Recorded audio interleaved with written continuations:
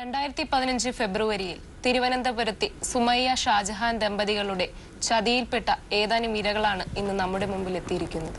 Beautician ജോലി വാഗ്ദാനം ചെയ്ത് സൗദിയിലെ വീട്ടുജോലിക്കായാണ് ഇവരെ എത്തിച്ചത്. ഇവർക്ക് നമ്മോട് പറയാനുള്ളത് ക്രൂരമായ പീഡനങ്ങളുടെ കഥയാണ്. ഇപ്പോൾ ഈ അധികവും പോകുന്നത് ഈ കോട്ടയം, ഇടുക്കി ജില്ലകളിൽ നിന്നാണ് ഇത്തരത്തിലുള്ള ആളുകളെ കൊണ്ടുപോകുന്നത്. നിങ്ങൾ വഞ്ചിക്കപ്പെടുന്ന ഭൂരിപക്ഷം സ്ത്രീകളും ആ ഭാഗത്തു നിന്നുള്ളവരാണ്. ഇതിപ്പോ എങ്ങനെ സംഭവിച്ചു? ആരെ കൊണ്ടുപോയി?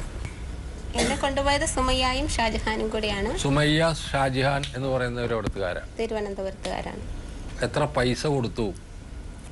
പൈസ കൊടുത്തില്ല. ഞാൻ ജോലി ചെയ്ത് കഴിഞ്ഞപ്പോ എന്റെ 1 മാസത്തെ പൈസ കമ്മീഷൻ. പിന്നെ എത്ര പേരാണ് അവർ കൊണ്ടുപോയത്? ഇപ്പൊ ഇവരൊക്കെ പോയവരല്ലേ? ഇവരൊക്കെ പോയവരാണ്. ഇനി ഒരുപാട് ആൾക്കാർ ഇതുപോലെയുള്ളവരുണ്ട്. എത്ര ആളുകളെയാണ് അവർ കൊണ്ടുപോയത്? ഒറ്റ കറക്റ്റ് പേരെ എനിക്ക് അറിയത്തില്ല. നിങ്ങളൊന്നും പൈസ കൊടുത്തില്ല അല്ലേ? ഞങ്ങളാരും പൈസ കൊടുത്തില്ല. ഇവരെല്ലാം ഞാനാ കൊണ്ടുപോയിരിക്കുന്നേ. സുമയ്യ ഷാജഹാനെ പരിചയപ്പെടുത്തി കൊടുത്തത് ഞാനാ. ഞാനും ഹൈലിലും ജോലി ചെയ്തോണ്ടിരുന്ന സമയത്താണ് സുമയ്യയെ പരിചയപ്പെടുന്നത്. ഹൈലിൽ സൗദി തന്നെ ഹോസ്പിറ്റലിൽ ജോലി ചെയ്യുന്ന ഒരു സമയത്തായിരുന്നു ഞാൻ സുമയ്യയെ പരിചയപ്പെടുന്നത്. അവിടെ ഹോസ്പിറ്റൽ ക്ലീനറായിട്ട് വർക്ക് ചെയ്യുമായിരുന്നു. ആ സമയത്ത് സുമയ്യ സുമയ്യ ഈ ഹോസ്പിറ്റലിന് അടുത്ത് തന്നെയാണ് സുമയ്യ ബ്യൂട്ടി പാർലർ നടത്തുന്നത്. അന്നേരം അവിടെ വെച്ച് പരിചയപ്പെടുന്ന സമയത്താണ് ബീന എന്നെ നാട്ടിൽ നിന്ന് വിളിക്കുന്നു, കട കൊണ്ടടി കയറി വരണമെന്ന്. അന്നേരം സുമയ്യയെ പരിചയപ്പെട്ടുകൊണ്ട് ഞാൻ ബീനയെ പരിചയപ്പെടുത്തുന്നു. അവിടെ ബ്യൂട്ടി പാർലറിൽ തയ്യലിനാണ് ഞാൻ ബീനയെ. അവിടെ തയ്യലേ ഉള്ളൂ, ബ്യൂട്ടി പാർലർ എന്നുള്ള പേരേ ഉള്ളൂ അവിടെ, അല്ലാതെ ഒരു പാർലറായിട്ട് നടത്തില്ല. അങ്ങനെ നടത്തുന്നില്ല. പിന്നെ കുറച്ച് മെഷീനൊക്കെ കിടപ്പുണ്ട്. അങ്ങനെ ഇവരെ എല്ലാരും കൂടെ ഞാൻ കൊണ്ട് ഇവര് 3 പേരും എന്റെ ബന്ധുക്കളാ, ഇതെന്റെ കൂട്ടുകാരി, അങ്ങനെ കൊണ്ടുപോയതാണ്. പ്രധാന കാരണക്കാരി ഞാൻ തന്നെയാ. കാരണം ഞാൻ സുമയ്യായിട്ട് വിശ്വസിച്ചു എന്റെ കൂട്ടുകാരെ എന്റെ ബന്ധുക്കാരെ ഞാൻ കൊണ്ടുപോയി ചെന്ന് കഴിയുമ്പോൾ അവിടെ പീഡനമായിരുന്നു ഇവർക്കെല്ലാം. എനിക്കും ആയിരുന്നു. ചെന്ന് കഴിഞ്ഞാണ് സുമയ്യ, അതിനു മുമ്പ് ഞാൻ ഈ പാർലർ കാണുകയും സുമയ്യായിട്ട് സംസാരിക്കുകയും ഒരു നല്ലൊരു സ്ത്രീയായിട്ട് ഞങ്ങൾ മലയാളികളെ സഹായിക്കുന്ന ഒരു സംഘടനയുടെ ആളാന്നും പറഞ്ഞുകൊണ്ടാണ്. അതെനിക്ക് അറിഞ്ഞുകൂടായിരുന്നു. നല്ലൊരു സംഘടനയുണ്ട്, അങ്ങനെയാണ് ഞങ്ങൾ അവിടെ ചെല്ലുന്നത്. അങ്ങനെ പറഞ്ഞ് പറ്റിച്ചതാണ്. സംഘടനയല്ല, സംഘടന പേര് പറഞ്ഞ സംഘടന നേതാവാണെന്ന് പറഞ്ഞിട്ടാണ് പറ്റിച്ചത് സുമയ്യ. ആള് കുഴപ്പമില്ലല്ലോ. ഇവിടെ ഉണ്ട്, ആള് ഇവിടെ ഉണ്ട്, തിരുവനന്തപുരത്തുണ്ട്. എന്താ പറയണ മൂപ്പര് നിങ്ങൾ ചെന്നപ്പോ? ഒരു കാര്യവും സമ്മതിക്കില്ല. നിങ്ങൾ എങ്ങനെ രക്ഷപ്പെട്ടു? എന്താണ് ഞങ്ങൾ പറയുന്ന ഒരു കാര്യവും സുമയ്യ സമ്മതിക്കും. സുമയ്യയുടെ എന്തെങ്കിലും എതിർത്ത് പോയാൽ ഞങ്ങളെല്ലാം ഓരോ ആണുങ്ങളെ കൂട്ടി പറയും. സൗദി അറേബ്യയിൽ ഒരു ആണുങ്ങളോട് മിണ്ടാനൊന്നും നമുക്ക് പറ്റുകയില്ല. പക്ഷേ സുമയ്യയ്ക്ക് അവിടെ നമ്മള് അവരുടെ അക്കാമ കൊടുത്ത് നമുക്ക് സിം എടുത്ത് തന്നിട്ട് സുമയ്യയെ എതിർത്ത് കഴിഞ്ഞാൽ ഉടനെ തന്നെ അടുത്ത ആണുങ്ങളെ വിളിച്ച് നമ്മളെ ഭീഷണിപ്പെടുത്തും. നീ എന്തുകൊണ്ട് സുമയ്യയെ വഴക്കുണ്ടാക്കുന്നത്? തിരിച്ചു പോകണം. ഞാൻ വഴക്കുണ്ടാക്കി 1 വർഷമായപ്പോൾ ഞാൻ കയറിപ്പോന്നു. മറ്റേ ഈ ശിവാനിയമ്മയൊക്കെ ഒരുപാട് ഉപദ്രവിച്ചതാ. ഇതെന്തുകൊണ്ട് ചെയ്തു എന്ന് ചോദിച്ചപ്പം 10 മാസം അവിടെ ജോലി ചെയ്ത് സുമയ്യ വെളിയിലെങ്ങും വിടണ്ട, അക്കൗണ്ട് നമ്പർ ഇങ്ങനെ അന്നേരം ഞാൻ നാട്ടിലേക്ക് പൈസ അയച്ചേക്കാം എന്നും പറഞ്ഞാൽ 10 മാസത്തെ കാശും ഈ സുമയ്യ വാങ്ങിച്ച്. എന്നുവെച്ച് എൻ്റെ കുട്ടികളെ വിളിക്കാനോ എൻ്റെ മൊബൈൽ പിന്നെ വിളിക്കേണ്ട നമ്പറുകൾ, ചെക്ക് ബുക്ക്, സകല സാധനങ്ങളും അറബിച്ചെടുത്ത് ഒളിച്ച് വെച്ച് അറബിച്ചോട് പറഞ്ഞ് വെളി വിടരുതെന്ന്. വെള്ളം പോലും തരാതുണ്ട്. പൈസ ചോദിക്കുമ്പോൾ അവർ മുറിക്കകത്തിട്ട് പൂട്ടിയിടും. അവസാനം അവർ ഈ 10 മാസം ഞാൻ കരുതി ഞാൻ ഈ 2 വർഷം ഇവിടെ നിന്നാൽ രക്ഷയില്ല. ഞാൻ അറബിച്ചി സ്കൂളിൽ പോയ സമയത്ത് ഞാൻ അവിടെ നിന്ന് 3 നില വീടാണ്, താഴത്തെ നിലയിൽ നിന്ന് ഞാൻ ഇറങ്ങി ടൗണിൽ പോയി പോലീസുകാരെ ഒരു തുണി തേക്കുന്ന കടയിൽ അവരോട് ചെന്ന് പറഞ്ഞ് ഞാൻ എംബസി വന്ന. അപ്പോൾ പറഞ്ഞ ചേച്ചി ഇവിടെ എംബസി ഇല്ല, അത് റിയാദിൽ പോകണം, എന്താ ചെയ്യണം, നിങ്ങൾ പോലീസിനെ വിളിച്ചോളാൻ പറഞ്ഞ്. അവർ പോലീസ് വന്നപ്പം ഞാൻ പറഞ്ഞു എനിക്ക് അറബി നല്ലതായിട്ട് അറിയത്തില്ല. അപ്പം ഈ പിള്ളേരെല്ലാവരും കൂടെ ആ പോലീസുകാരോട് സംസാരിച്ച് അവരെന്നെ അവിടെ വിളിച്ചിരുത്തി എനിക്ക് കേക്കും വെള്ളം എല്ലാം വാങ്ങിച്ച് തന്ന് എന്നെ പെണ്ണുങ്ങളുടെ അവിടെ കൊണ്ടുപോയി എൻ്റെ കൈയടയാളം ഫോട്ടോ എല്ലാം എടുത്തിട്ട് പെണ്ണുങ്ങളുടെ ഹോസ്റ്റലിൽ എന്നെ അവിടെ കൊണ്ടാക്കി 4 ദിവസം കഴിഞ്ഞപ്പോൾ ഇവളെ അവിടെ വരുത്തിച്ച് സുമയ്യ. അന്ന് ചേച്ചി ഒന്നുകൊണ്ടും വിഷമിക്കേണ്ട, ചേച്ചീനെ ഞാൻ എൻ്റെ ജോലി സ്ഥലത്തോട്ട് കൊണ്ടുപോയിക്കോളാം, 20,000 രൂപ ശമ്പളവും 30,000 രൂപ ശമ്പളവും തരാം, ബ്യൂട്ടീഷ്യൻ്റെ ഇതൊക്കെ സഹായിച്ചാൽ മതി എന്ന്. പിന്നെ അവളെ കണ്ടിട്ടേ ഇല്ല. പിന്നെ വീണ്ടും എന്നെ ഈ വീട്ടിൽ കൊണ്ടുപോയി രാത്രി ഒരു പാർട്ടി നടക്കുന്ന സമയത്ത് 2-3 അറബിച്ചികൾ അവിടെ ഉണ്ട്. ഞാൻ എൻ്റെ അറബിച്ചിയുടെ കണ്ണുവിട്ട് ഞാൻ ഓടി അവരോട് ചെന്ന് എല്ലാ വിവരങ്ങളും പറഞ്ഞ് ഈ അറബിച്ചിയുടെ ഭർത്താവ് മക്കത്താണ് ഉപേക്ഷിച്ച് നിൽക്കുന്ന. അവിടെ രാത്രിയാകുമ്പോൾ ആണുങ്ങളെല്ലാം വരും. ഞാനന്നേരം ഈ 4 പിള്ളേരും കൊണ്ട് റോഡിലിറങ്ങും. അവന്മാർ താടിക്ക് പിടിക്കാനും ഒക്കെ വരും. അപ്പോൾ സുമയ്യയോട് വിളിച്ച് ഒരു പ്രാവശ്യം പുറപ്പെടാം. അതിനെന്താ ചേച്ചി അതിനങ്ങ് വഴങ്ങി കൊടുത്തേക്കണം, നാട്ടിൽ അറിയത്തില്ലല്ലോ എന്ന് പറഞ്ഞു. അങ്ങനെ ഞാൻ 10 മണി രാത്രിക്കൊക്കെ പർദ്ദ ഇടാതെ കണ്ട് നൈറ്റ് ഇട്ടുകൊണ്ട് റോട്ടിൽ നിന്നിട്ടുണ്ട്. അങ്ങനെ ഒരുപാട് കുപ്പിവെച്ച് എറിയുകയും പൈസ ചോദിക്കുമ്പോൾ സത്യമാണ് അറപ്പിച്ച് പറയുന്നത്. സുമയ്യ അതാത് മാസം വന്ന് വാങ്ങിച്ച് ചേച്ചി ഞാൻ നാട്ടിലേക്ക് അയച്ചേക്കാം എന്ന് പറഞ്ഞ് സുമയ്യ സത്യമായി ഈ സുമയ്യ 10 മാസത്തെ കാശ് വാങ്ങിച്ചതാണ്. പിന്നെ സുമയ്യയെ പറ്റി പരാതിപ്പെട്ടോ? ഞാൻ അവിടെ നിന്നൊന്ന് ഇവിടെ പരാതിപ്പെട്ടോ? ഇവിടെ വന്നിട്ട് 8 മാസമായി. ഞാൻ ഒറ്റയ്ക്ക് എന്ത് ചെയ്യപ്പോൾ ഇവരെല്ലാം ഇപ്പം ഈ പെണ്ണെല്ലാം ഈയിടെയാണ് വന്നത്. അന്നേരം ഞങ്ങളെല്ലാം കൂടെ നിങ്ങൾ NRI സെല്ലിൽ പോയിട്ട് അവിടുത്തെ SP ഉണ്ട് തിരുവനന്തപുരത്ത്, അദ്ദേഹത്തിന് ഇവരെ പറ്റിയിട്ടുള്ള പരാതി കൊടുക്കും. എന്തായാലും ഇത് വളരെ അനീതിയാണ് ഇവര് പറയുന്നത്. ഇവര് പറയുന്ന കാര്യങ്ങള് അന്നേരം ഒരറിവിച്ച് മനസ്സ് തോന്നി എന്നെ കൊണ്ടുപോയി അവർ കാലെ കയ്യെ പിടിച്ച് പറഞ്ഞ് അവിടെ ഇളയ കൊച്ചിന്റെ നമ്പരെങ്കിലും ഒന്ന് അല്ല, ഇത് നിങ്ങൾ കൊണ്ടുപോയിട്ട് പിന്നെ നോർക്ക സെല്ലിലെ SP-ക്ക് കൊടുക്കുക, എന്നിട്ട് നടപടി ഉണ്ടായില്ല. ഞങ്ങൾ കൊണ്ടുപോയപ്പോ അവര് 5 മാസം തന്നെ അവിടെ നിർത്തി. അങ്ങനെ ഇതിന് നടപടി ഉണ്ടായില്ലെങ്കിൽ നിങ്ങൾ NRI സെല്ലിലെ സൂപ്രണ്ട് ഓഫ് പോലീസിന് പോയിട്ട് നിങ്ങൾ എല്ലാവരും കൂടി പരാതി കൊടുക്കുക. നിങ്ങൾ ഇന്ന നിലയിൽ കേൾക്കുക, വഞ്ചിച്ചിട്ടുണ്ട് എന്ന് പറഞ്ഞിട്ട് നിങ്ങൾ പരാതി കൊടുക്കുക. ആ പരാതിയിൽ നടപടി ഉണ്ടാവുമെന്നാണ് ഞാൻ പ്രതീക്ഷിക്കുന്നത്. കാശ് മേടിച്ചോണ്ട് പോകുമ്പോൾ അങ്ങനെ പരാതിപ്പെട്ടിട്ട് നിങ്ങൾക്ക് ഇതില്ലെങ്കിൽ നിങ്ങൾ ഇവിടെ വരിക. ഞങ്ങൾ മുഖ്യമന്ത്രി സൗദിയിലൊന്നും പെണ്ണുങ്ങളെ പുറത്ത് വിടത്തില്ലല്ലോ വേലക്കാരെ. അങ്ങനെയാണെന്നാ വിചാരിച്ചത്. എല്ലാ മാസം 60 രൂപ കൊടുക്കുന്നത് ഞാൻ കണ്ടിട്ടുള്ളതാണ്. ഇവിടെ കയ്യിൽ ഇവളത് വാങ്ങിച്ച് എടുത്ത് എൻ്റെ വീട്ടോട്ട് അയക്കാതെ അടുത്തൊരു വീട്ടിൽ പോയി ജോലി ചെയ്ത് അവരാണ് എന്നെ നാട്ടിലേക്ക് കയറ്റി വിട്ടത്. വീനൊക്കെ എന്താ പറയാനുള്ളത്? വീന എങ്ങനെ പോയി? എനിക്ക് പോയി ഞാൻ 21 മാസം ജോലി ചെയ്തു. 15 മാസത്തെ പൈസ തന്നു. 6 മാസത്തെ പൈസ തരാനുള്ളപ്പോൾ ഇനിയും പൈസ തരാതെ ജോലിക്ക് പോകുകയില്ല എന്ന് പറഞ്ഞപ്പം എന്നെ മുറിയിൽ പൂട്ടിയിട്ടു. ആഹാരവും വെള്ളവും തരാതെ. ആ വിവരം വീടുകളിൽ അറിയിച്ചു. പ്രശ്നങ്ങളായപ്പം പാസ്പോർട്ട് എക്സിറ്റ് അടിച്ച് എനിക്ക് തന്നു. ടിക്കറ്റ് എടുത്ത് തന്നില്ല. 3 മാസം ഞാൻ ആ റൂമിലിരുന്നു. ജനുവരി 27-ാം തീയതി എനിക്ക് സംഘടനകൾ ടിക്കറ്റ് എടുത്ത് തന്നു. നാട്ടിലെത്തി. എത്തിയ ഉടനെ തന്നെ പരാതിയെല്ലാം കൊടുത്തിട്ടുണ്ട്. എൻ്റെ ഭാഗമായിട്ടാണ് ഇവിടെയും വന്നത്. ഞാൻ ഏപ്രിൽ 8-ാം തീയതി ഈ മോളാണ് എന്നെ കൊണ്ടുപോയത്. ഏപ്രിൽ 8-ാം തീയതി സൗദിയിൽ ചെന്നപ്പം അവിടെ ഒത്തിരി ദുരിതമായ അനുഭവങ്ങൾ കിട്ടിയിരുന്നത്. അതോടൊപ്പം ജൂലൈ 9-ാം തീയതി എൻ്റെ മകൻ മരിച്ചു. അവനൊരു രോഗിയായിരുന്നു. അവന് ചികിത്സിക്കാൻ അറബിയും സുമയ്യയും പൈസ തരാമെന്ന് പറഞ്ഞു. തന്നില്ല. അങ്ങനെ ചോദിക്കുമ്പോഴെല്ലാം പൈസ നാട്ടിലയച്ചു എന്നാണ് പറഞ്ഞിരുന്നത്.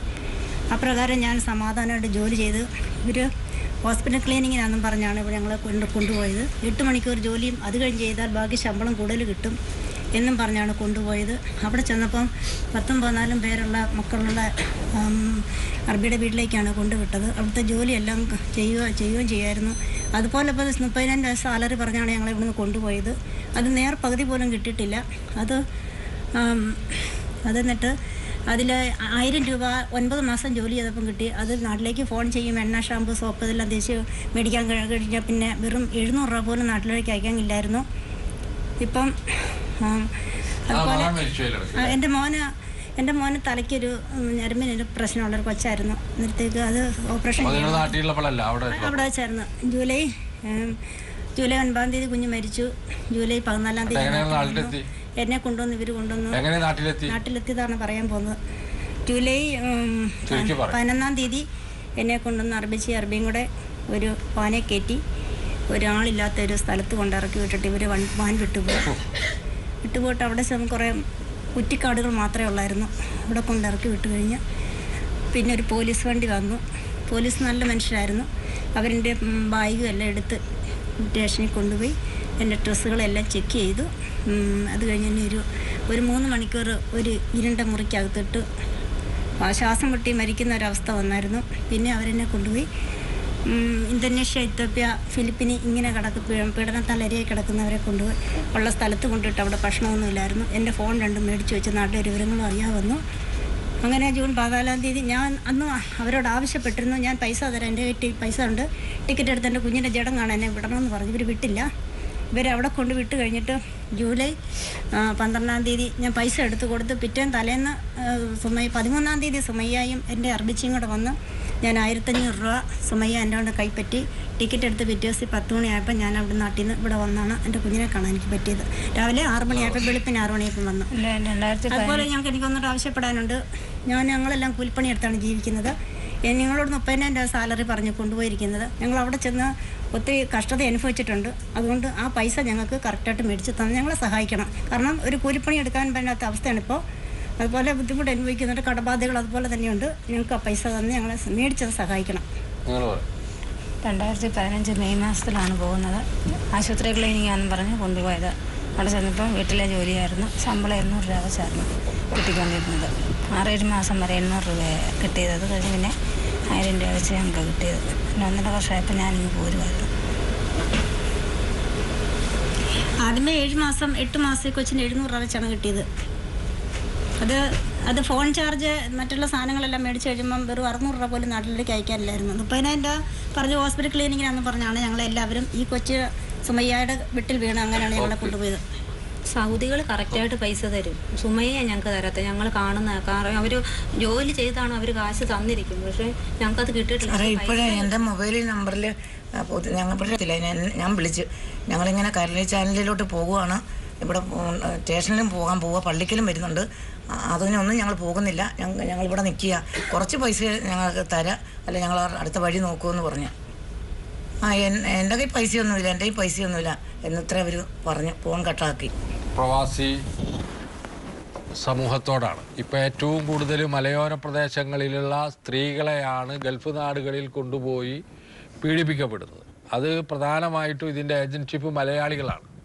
ഇപ്പോൾ സുമയ്യ എന്ന് പറയുന്ന ഒരു സ്ത്രീയെക്കുറിച്ചാണ് ഇവിടെ ഭൂരിപക്ഷം ആളുകളും വന്ന് എല്ലാവരെയും കൊണ്ടുപോയത്. ഈ ഇരിക്കുന്ന 5 പേരെയും ഇനിയും എത്രയോ പേരെ ഇവർ കൊണ്ടുപോയിട്ടുണ്ട് എന്നാണ് പറയുന്നത്.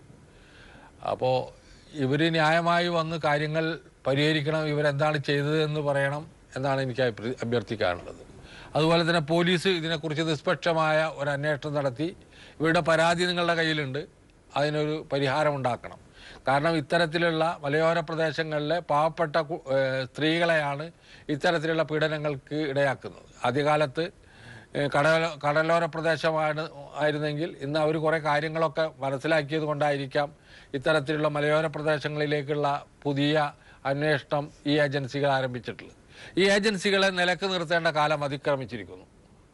സംസ്ഥാന ഗവൺമെൻറ്റും ഇന്ത്യ ഗവൺമെൻറ്റും കൂടിയാലോചിച്ച് യുക്തമായ നിയമങ്ങൾ കൊണ്ടുവന്ന് ഇവരുടെ ഇത്തരത്തിലുള്ള കൊള്ളരുതായ്മയ്ക്കെതിരെ നടപടി സ്വീകരിക്കേണ്ട കാലം അതിക്രമിച്ചിരിക്കുന്നു.